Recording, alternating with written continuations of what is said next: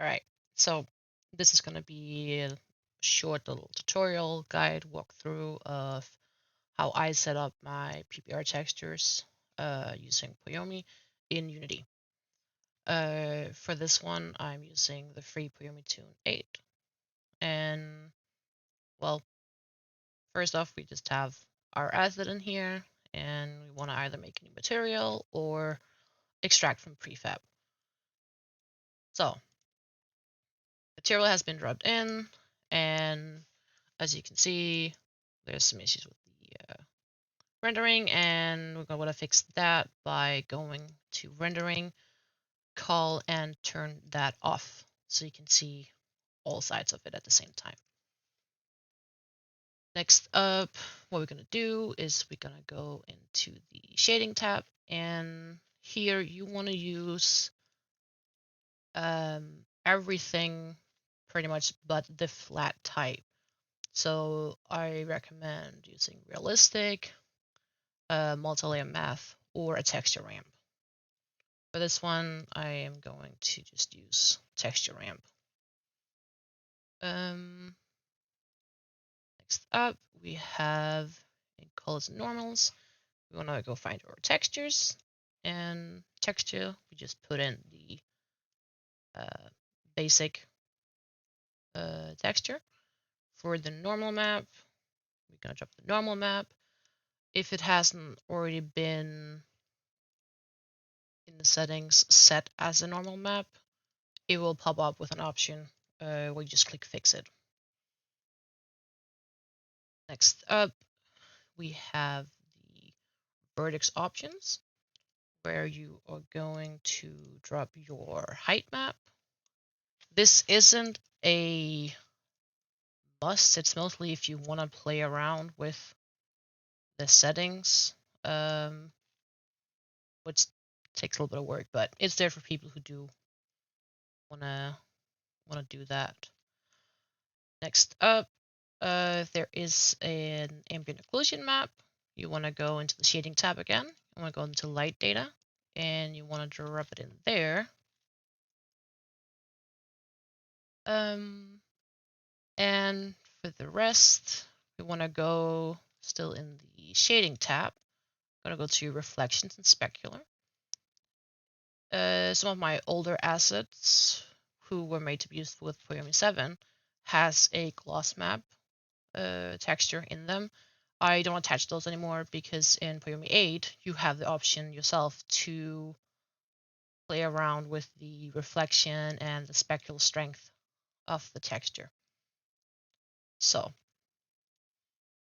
I'm gonna go to the map, so you want to expand that, and here you want to take the metallic map, drop it into metallic, and even though it says smoothness, what I have is a roughness map, which is not a problem, because we are gonna drop it in anyway, the smoothness map, and make sure that it says inverted, and confirm the merge. There we go.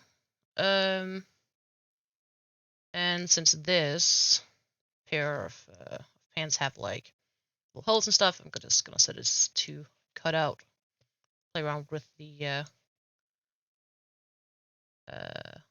alpha options to like show more details and stuff like that. But that depends on the asset and texture, how that's gonna look. So last thing to do is to add something extra is you can, in the shading tab, go to the environmental rim and play around with these settings if that's something. This is basically just how the lighting in different worlds will affect how the asset looks.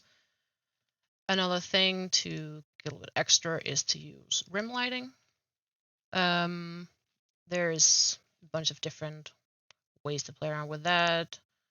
Use to highlights, you can use like this to make shadows depending on like what style you like to use. You can make like hard edges or make it more like, yeah, blend it out. whatever you feel like.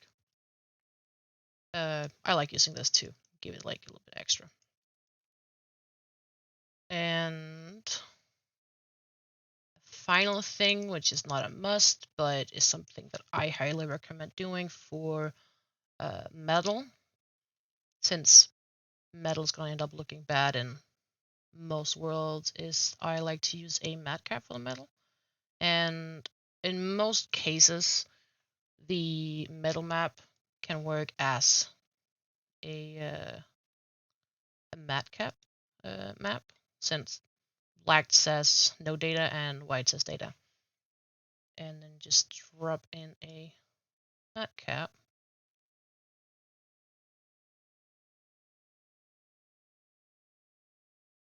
And then basically just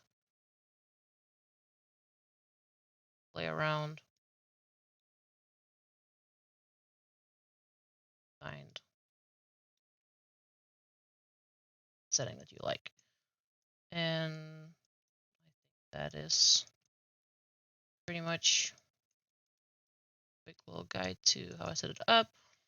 In the shading tab, I definitely recommend playing around with the different like ways to do the lighting to find something you like the lighting ramp I prefer something that's like a little bit smoother than the default one. Multi-layer math can also a little bit of tweaking look pretty good. So yeah, that's it. If there is any other questions or something else anyone would like to have a tutorial on, let me know. I'll see if there's something that I can help out with. All right.